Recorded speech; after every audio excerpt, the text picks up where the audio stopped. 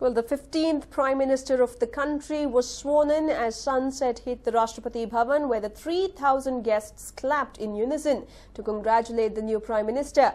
Narendra Modi took his oath in Hindi, in Hindi, and was congratulated by the President and by his party colleagues. Narendra Modi, along with 23 cabinet ministers, took oath today.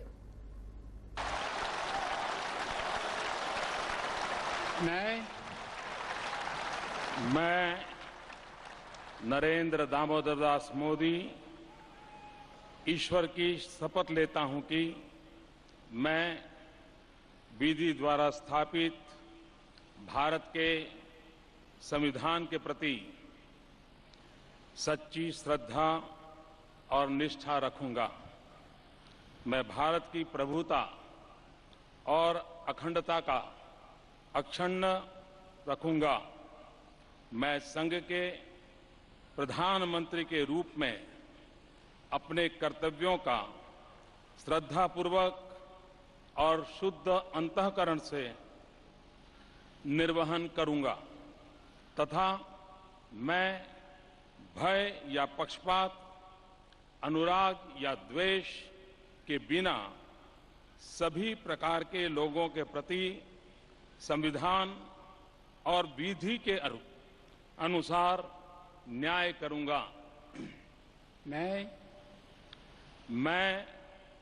Narendra Damodar Das Modi ईश्वर की शपथ लेता हूं कि जो विषय संघ के प्रधानमंत्री के रूप में मेरे विचार के लिए लाया जाएगा अथवा मुझे ज्ञात होगा, उसे किसी व्यक्ति या व्यक्तियों को तब के सिवाय जबकि प्रधानमंत्री के रूप में अपने कर्तव्यों के सम्यक निर्वहन के लिए ऐसा करना अपेक्षित हो, मैं प्रत्यक्ष अथवा अप्रत्यक्ष रूप से संसूचित या प्रकट नहीं करूंगा।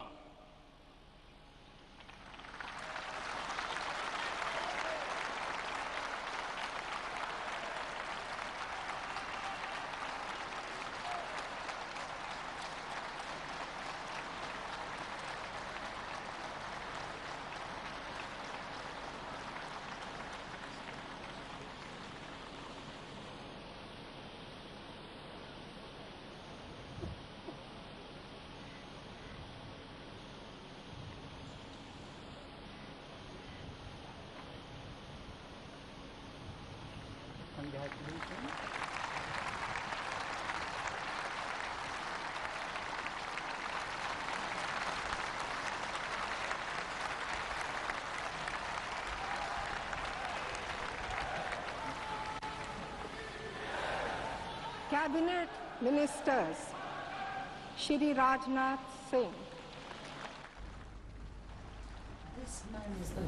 Well, in fact, that was Narendra Modi's oath. Scenes of celebrations now across the country as BJP supporters have taken to the streets to celebrate Narendra Modi being sworn in as the Prime Minister of the country. And while Narendra Modi's core team to sworn in soon after him, Rajnath Singh, Sushma Swaraj, Arun Jaitley, TV Sadanand Gowda,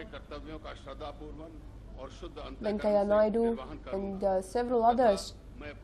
In total, there were around 44 leaders who swore in into Narendra Modi's cabinet, which included 23 cabinet ministers, around 10 ministers of state with independent in charge, and 11 other minister of states.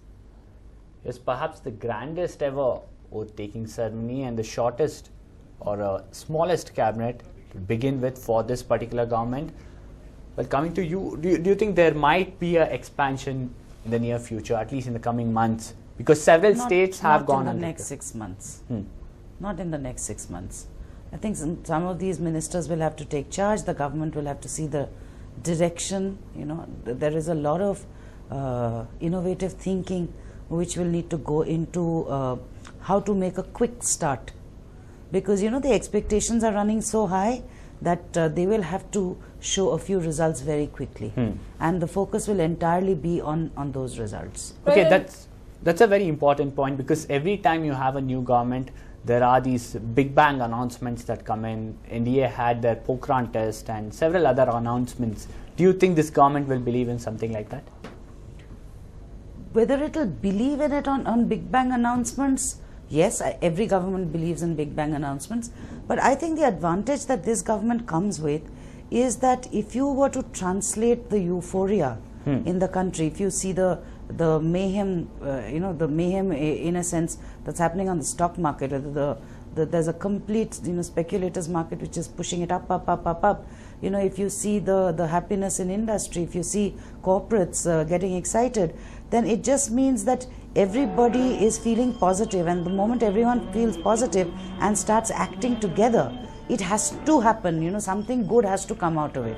So there isn't too much that the government has to do in terms of major policy announcements to get some of those quick actions in place. True. That's right. In fact, in Varanasi, the scenes of celebration with a massive Ganga Puja there, supporters of Narendra Modi, who prayed for the newly chosen Prime Minister of the country, even as he's sworn along with his cabinet ministers today. Let's not forget that Narendra Modi contested from Varanasi. He was pitted against, in fact, Arvind Kejriwal was pitted against Narendra Modi, and Modi emerged victorious. In fact, Uma Bharati is going to be given the specific task of cleaning up the Ganga. Ganga, yes. And she's someone who's very passionate about it as well.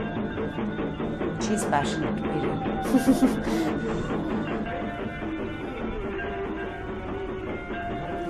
Well, in fact, just a while back, Ms. Shashwati, you were pointing out how Bengal has no representation there, and that has come in as a surprise. I would think so, because for a party that has got 3 seats in Bengal, and for a state that is heading towards elections, and for a state that has just seen a change in state government, which if you look at the kind of the numbers that the Trinamool has got, will clearly show you that there is still a level of satisfaction with the incumbent government. It also means that if you've been able to cut into that and get 3 seats for yourself, there is space that you can create for yourself. And I would have thought that for those 3 seats, Bengal would have got at least 1 ministry. Especially when they've had that sort of a mindset for other states like Bihar and Odisha. No, I mean, Congress for donkey's years has not made too many inroads into Bengal, and yet the cabinet always had ministers from Bengal. True. So historically, Bengal has been used to having a couple of ministers sitting in the center. This is probably the first government which in a long time is not going to have a minister from Bengal. And that might just be a handle that Mamata is going to use. So these are things that as we go forward, if as Aparna is suggesting there is going to possibly be a cabinet expansion, maybe not immediately, maybe sometime down the line, maybe Bengal gets included, but all that is in the realm of speculation.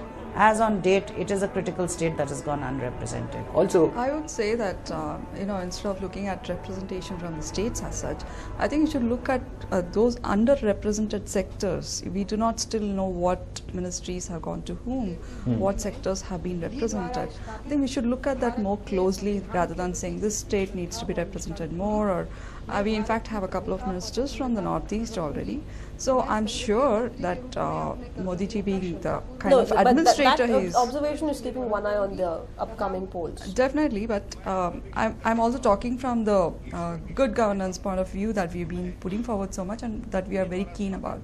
So going from that point of view, I think we should look at the sectors that are going to go unrepresented and represent them there, or possibly it's already been taken care of. We do not know. So no, but I think somewhere there is a need to recognize that the process of government formation is as much a fine political balancing act as it is about efficiency and governance. So we cannot separate the two. So do you think Modi has done a good job with this? Would you agree with that? I mean, see, whether it's a good job or a bad job, time will tell you. Whether this is a but maintaining ministry the which will balance, but I think there has been a fair representation to pretty much the sections that have voted the BJP into power. Let me put it that way, because the Dalits have gotten representation here, the scheduled caste, this famous discussion that we've been having for the last 10-15 odd days about how the backward classes votes have split in this country. Yes. And if you see this, the ministry formation, there is adequate representation there. There is adequate representation of the upper castes who have traditionally been BJP voters. So if you look at from a caste composition point of view, yes.